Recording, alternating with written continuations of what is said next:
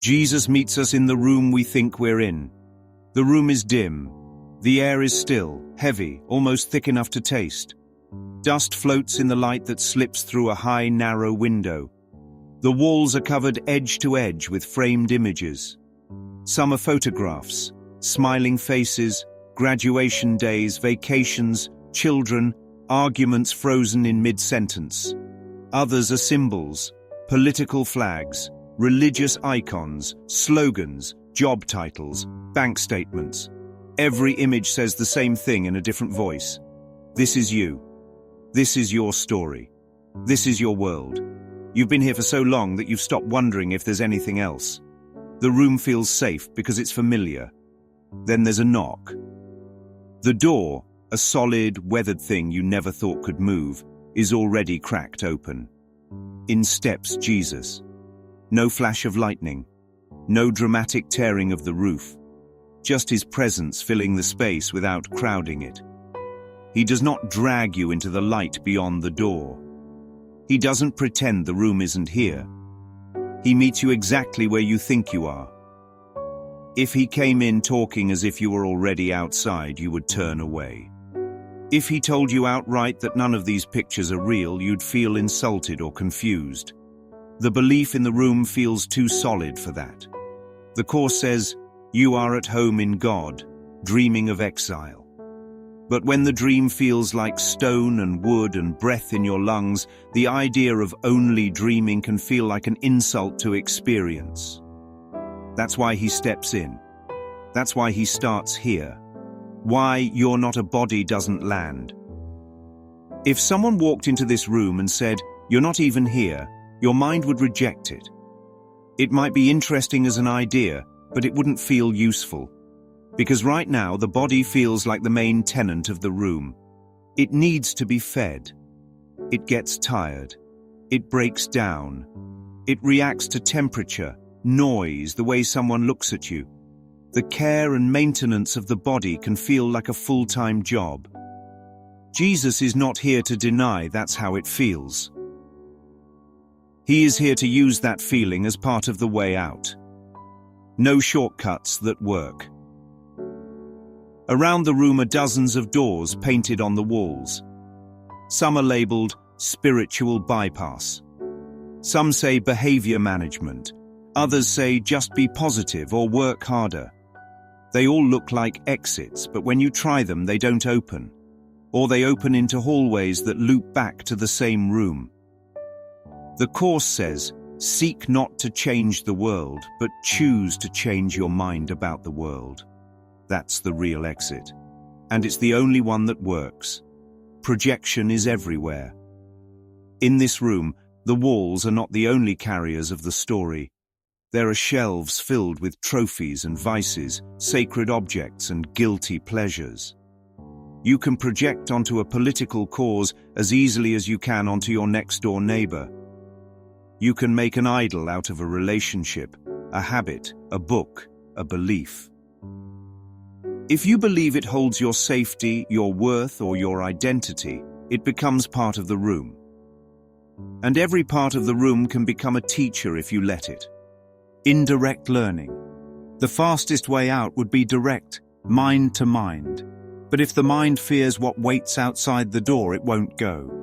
So Jesus uses the reflections inside the room. Every picture, every shelf, every argument, every celebration becomes a mirror. He points not to the surface of the image, but to the choice in the mind that put it there. When you see the choice, you remember you have another one. Why we avoid direct experience of God. The light outside the door is warm and open, but part of you hesitates. Because in that light, every framed image on these walls would fade. And with them, the self you've been curating for years. If you believe those images are you, then losing them feels like dying. That's why the ego trains us to be afraid of God. The Course says, you are afraid of love because love would complete you and therefore take away the self you have made. Jesus isn't here to snatch your pictures away. He's here to show you that what's real doesn't hang on a wall. Forgiveness as the mirror. Against one wall leans a large mirror. It reflects the room, but somehow the edges of the frames look softer in its surface. The colors seem less threatening. This mirror is forgiveness. It doesn't erase the images, it changes how you see them. You stop reacting as if they have power over you. The Course says, forgiveness recognizes what you thought your brother did has not occurred. The mirror shows you that the story you thought was fixed is already dissolving. No perception of differences.